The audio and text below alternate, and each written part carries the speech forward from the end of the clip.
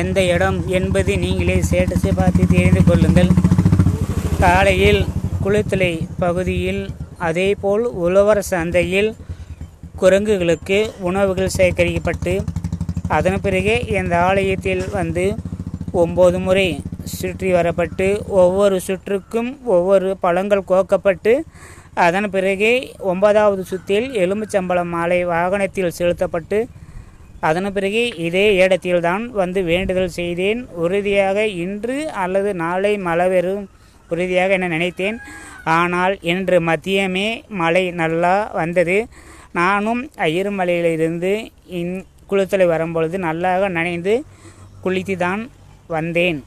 அதுவும் அதாவது தெய்வம் நீர் என்பது உறுதியாக கூறலாம். இது கூட சில பேர் கூறுவார்கள்.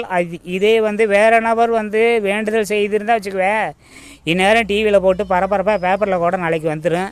ஆனால் எனக்கு வந்து அந்த மாதிரி இல்லை. எனக்கு வந்து தெய்வம் தான் துணை. தற்பொழுது தெய்வம் உருவத்தில் சில நபர்கள் உதவி கிடைப்பதனால தான் குரங்குகளுக்கு மயில்களுக்கும் உணவுகள் தொடர்ந்து என்னால் வழங்கப்பட்டு வருகிறது. காலையில் வந்து வழங்கப்பட்டது, போடப்பட்டது, தற்பொழுது இப்பயும் வந்து வாங்கப்பட்டு இருக்கின்றேன். அது சில நபர்கள் உதவி செய்திருக்கிறார்கள், ரெட்டி பெட்டி இருக்கிறது. இனிமேல் தான் அந்த ஆலயத்துக்கு சென்று போட்டு மாலையில் மயில்களுக்கு உணவுகள் உறுதியாக வழங்கப்பட்டு வருகின்றேன். என்றும் உறுதியாக வழங்குவேன். தற்போது வேண்டுதல், நாளை இந்த ஆலயத்தில் வாகனத்தை 108 முறை சுற்றி வரப்படும். நாளை மாலையில் உறுதியாக தமிழகம் முழுவதும் நல்ல மழை பெய்ய வேண்டும்.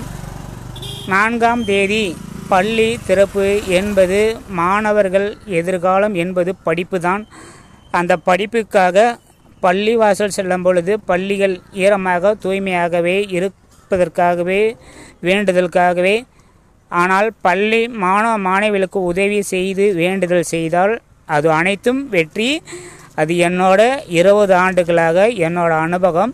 பள்ளி மாணவர்கள் நினைத்து காலையில் இந்த இடத்தில் வேண்டுதல் செய்தனால தான் தற்பொழுது இன்று மழை பெய்து இருக்கிறது. இந்த மழை தமிழகம் முழுவதும் பெய்திருக்காது, சில பகுதியில் மட்டும்தான் பெய்திருக்கும். ஆனால் தமிழகம் முழுவதும் நாளை உறுதியாக மழை பெய்யும். நாளை காலையில் இந்த வாகனம் முதலில் உணவுகள் சேகரிக்கப்பட்டு குரங்குகளுக்கு சென்று உணவுகள் வழங்கப்பட்டு அதன் பிறகு இந்த ஆலயம் வந்து 108 முறை வாகனம் சுற்றி வரப்படும். இந்த ஆலயத்தை உதவி செய்தவர் நலனுக்காகவே இந்த வாகனம் பல ஆலயங்கள் சென்று வந்திருக்கிறது. ஒவ்வொரு வேண்டுதல்